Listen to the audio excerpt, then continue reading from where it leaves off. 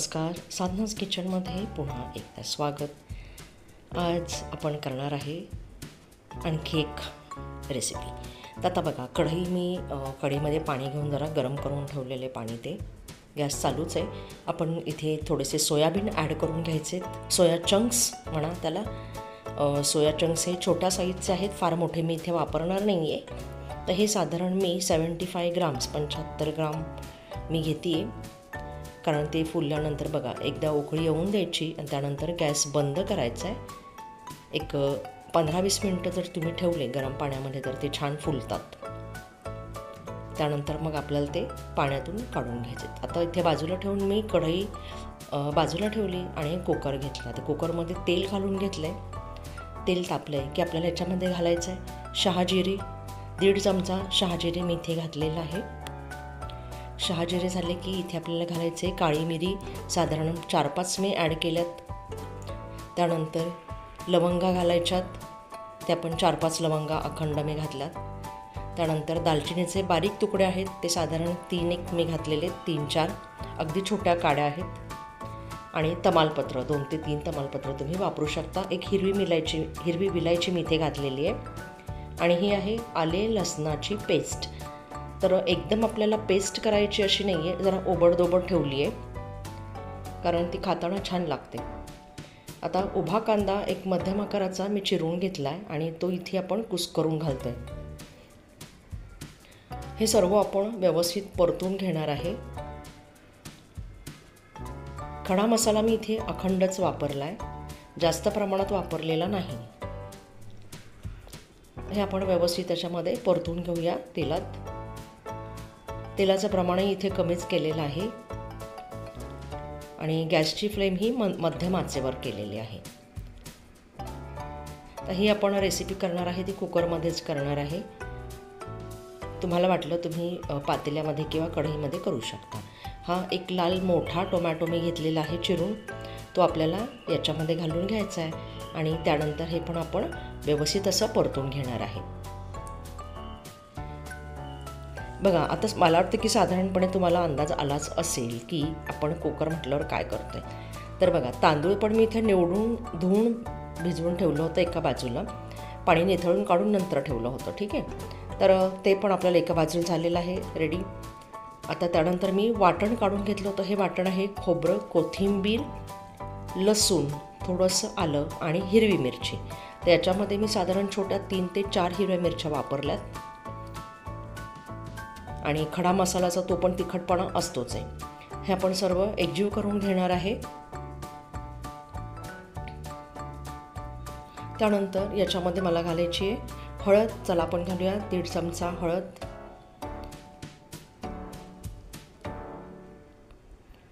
एक बटाटा त्याची साल काढून मी त्याचे तुकडे करून घेतले होते। आता ते काळे पडायला नको म्हणून पाण्यामध्ये ठेवलेले आहेत।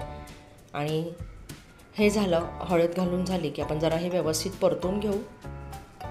आणखी कुठल्या वेगळ्या भाज्या आपल्याला इथे वापरायच्या नाहीत, कारण सोया चंक्स आपण हे घेतलेले आहेत वाफून, ते पण जरा फोडलेत छान।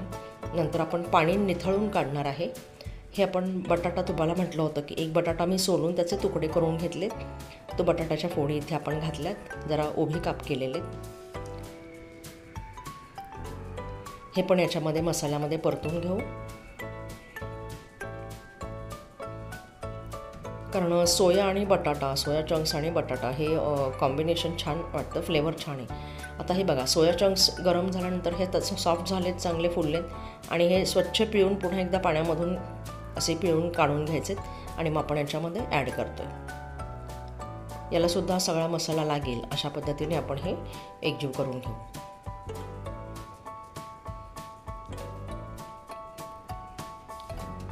बघा, नेहमी वरण भात म्हणा किंवा खिचडी हे असं खाण्यापेक्षा सोया चंक्स हे भरपूर प्रोटीनयुक्त असं आहे, प्रोटीन स्रोत आहे। त्यानंतर ज्यावेळेस आपण हे करतो तर त्याच्यामधून पण आपल्याला चव चांगली मिळते। बघा, आता इथे आपण तांदूळ निवडून भिजवून मी ठेवलं होतं धुवून स्वच्छ, हे आपण तांदूळ याच्यामध्ये घालून घेऊया। आता तांदूळ कुठला वापरायचा ही तुमची चॉईस आहे। हे पण आपण सगळं मिक्स करून घेऊयात.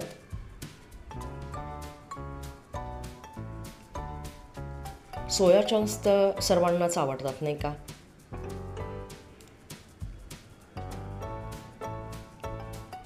मग आता सगळा मसाला आपल्या इथे एकसारखा लावून झालेला आहे.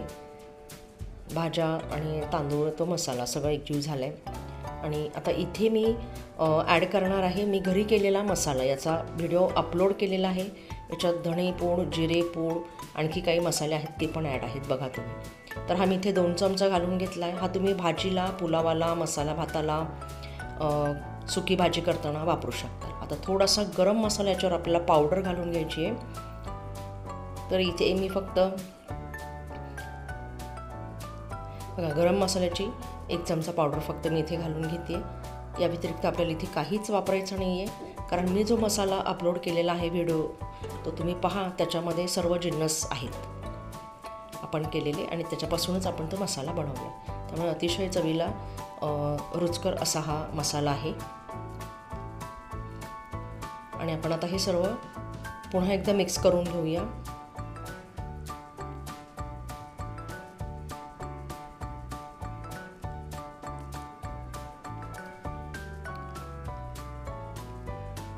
हे ज्यावेळेस आपण मिक्स करतो तर त्यावेळेस हलक्या हाताने करायचं की जेणेकरून तांदूळ हे तुटणार नाही आहे. सारखंच हलवत राहायचं नाही म्हणजे तांदळाचे तुकडे होतात. मग आपल्याला अखंड असा तांदूळ वापरला पाहिजे नाही का. आता ज्या मिक्सरच्या भांड्यामध्ये मी वाटण काढून घेतलं होतं त्याच्याने मी पाणी हे करते आणि थोडंसं एक्स्ट्रा पाणी. आता पाणी किती घालायचं तर बघा 2 वाट्या तांदूळ जर वापरलं तर त्याला 1.5 वाटी पाणी तुम्ही घालू शकताय. ठीक आहे, 1.5 वाटी किंवा जास्तीत जास्त 2 वाटी म्हणजे समप्रमाणामध्ये. कारण आपण भाज्या तर जवळपास आपल्या झालेल्याच आहेत, त्या काय वाफेने शिजतात नाही का. आणि भातही मोकळा झाला पाहिजे. आता इथे आपल्याला फक्त घालायचं काय तर मीठ, कारण मिठाशिवाय अन्नाला चव नाही. चला आता एकदा ढवळून घेऊया आणि मग आपण इथे मीठ घालून घेऊया. सैंधव मिठाचा वापर मी करते. आरोग्यासाठी फायदेशीर असते. तुम्ही जेवणामध्ये वापरत जा. पुन्हा एकदा ढवळून घेऊया मीठ घातल्यानंतर. आणि त्यानंतर आपल्याला लावायचं इथे कुकरला झाकण. कुकरला झाकण लावून आपल्याला 2 शिट्ट्या काढून घ्यायच्यात. इथे आपल्याला वाट पाहावी लागेल शिट्टीसाठी नाही का. बघा कुकरची शिट्टी झालेली आहे. बघा कुकरचं 2 शिट्ट्या मी करून घेतल्यात. कुकरचं प्रेशर गेल्यानंतर मी झाकण काढलं आहे. बघा आपल्या इथे असा छान सोया राईस तयार झालेला आहे. तुम्ही याला सोया मसाले भातही म्हणू शकता किंवा सोया पुलाव म्हणू शकता. बघा अतिशय चवीला. थोडंसं आपण कोथिंबीरने गार्निश करून घेऊया. आणि मोकळा झालेला आहे भात. तर रात्रीच्या जेवणामध्ये तुम्ही असं करू शकता किंवा पाहुणे आले तरी सुद्धा ही डिश तुम्ही बनवू शकता. निश्चितपणे त्यांना आवडेल आणि तुमचं कौतुकही केलं जाईल नाही का. आणि प्रोटीनयुक्त राईस आहे म्हटल्यावर मुलांना तर आवडणारच. चला करून बघा आणि मलाही सांगा. लाईक करा, शेअर करा आणि कमेंट्स करून कळवा.